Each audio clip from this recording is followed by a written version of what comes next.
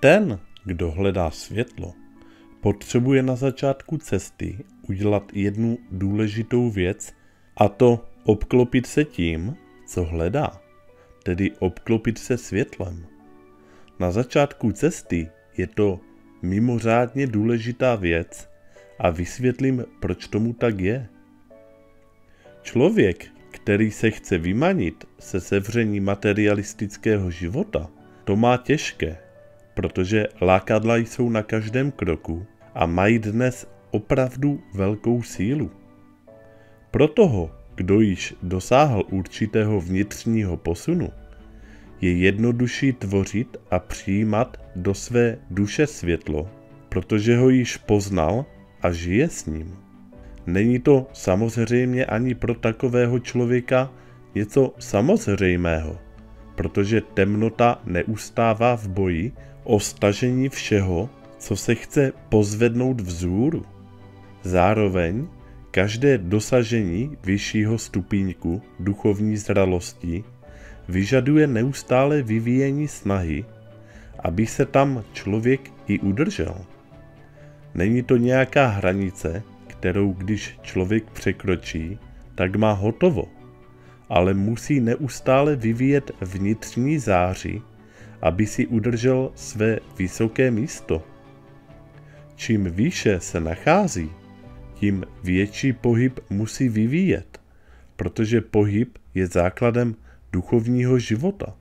Pokud však takový člověk vyvíjí snahu, je to pro něj podstatně jednodušší než pro toho, kdo je jen na začátku cesty hledání světla, protože nemá oporu, kterou má člověk stojící ve světle. Ten, kdo poznal světlo, už ví, co to je, jaké je, jak jej najít, zatímco hledající pátrá po něčem, co mu je neznámé. Nemá v sobě vybudovaný chrám světla, který ho pohání. Nemá sestrojen vlastní pohon, ale musí se spoléhat na pohonné látky zvenčí. Když duše zazáří silným chtěním po něčem ušlechtilém, tak je v podstatě jedno, v jakém úseku cesty se nachází, protože čistota a síla jejího chtění je ten pohon a to jediné, co je potřeba k její výpravě životem. Řekněme si však pravdu, že v drtivé většině je tomu tak, že duše potřebuje pomoci a vedení zvenčí, protože okolní svět je příliš vzdálen od světla a tedy plný impulzů, které komplikují až znemožňují cestu vzhůru. Každý člověk má jiný práh toho, kdy se nechá ovlivnit lidmi a událostmi kolem sebe, ale obecně lze říci, že člověk se stává tím, co ho obklopuje. Největší programování člověka se děje v jeho dětství, ale ani v jeho zralých a vědomých letech se neděje jinak a člověk tomu snadno podlehne, pokud sám v sobě nenašel světlo, které by mu ukazovalo, co je správné.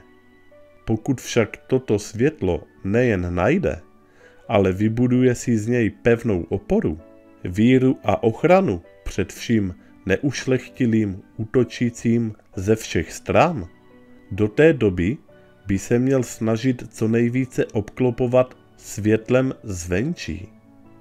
To znamená například poslouchat texty jako tyto.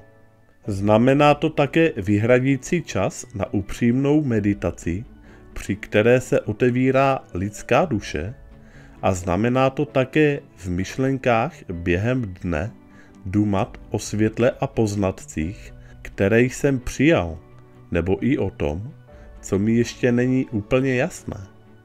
Nestačí jednoduše poslouchat text, jako je tento, následně na něj zapomenout a žít dále výhradně rozumově a hmotně. Musí tam být snaha. Najdeme si čas pro svou duši. protože v opačném případě nás síla materialisticky založeného světa může snadno strhnout dolů. Konečným cílem na cestě vzhůru je nalezení a udržování vnitřní záře v sobě, která nás bude pohánět. K tomu nám napomůže právě obklopování se vším světlým, protože je to potrava pro naši duši. I ten, který již světlo našel, se neustále obklopuje tím, čím září jeho duch. Na začátku je to však nejpotřebnější, protože je to zlomové období, kdy se duše snaží přetrhnout pouta a stoupat vzhůru. Tehdy je to pro člověka nejdůležitější období, neboť má možnost přehodnotit výhybku svého osudu. Temno si to dobře uvědomuje a proto také tehdy bojuje o duši tohoto člověka. Jeho probuzením totiž nejen ztratí možnost toho, že se nasytí, když tento člověk vibruje v nízkých energiích, ale vystavuje svou moc a postavení riziku, že tato duše může přinést do tohoto světa značnou část světla. Dnes je duchovně založen člověk, který stojí správně ve světle, rarita. A proto je to pro temno tak ohrožující. Každá skutečně probuzená duše má totiž moc překlopit misky vah. Ke kultivování světla v sobě je třeba myšlenkové práce. Cesta za světlem není přece o soustředění se na svou duši a vypnutí svého rozumu, ale je to právě tak o zušlechtění našeho smýšlení. Proto je důležité udržovat krb svých myšlenek čistý. Čistě budeme smýšlet a čistota nás obklopí.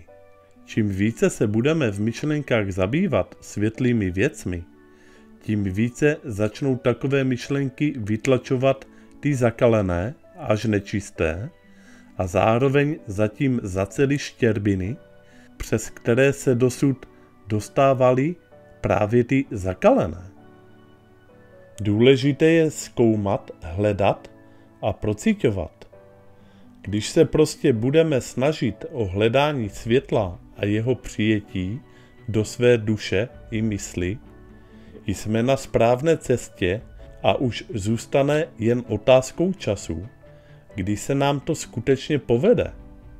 Obklopujme se proto světlem, světlo nás naplní a následně začneme sami zářit tímto světlem a vyzařovat jej do svého okolí.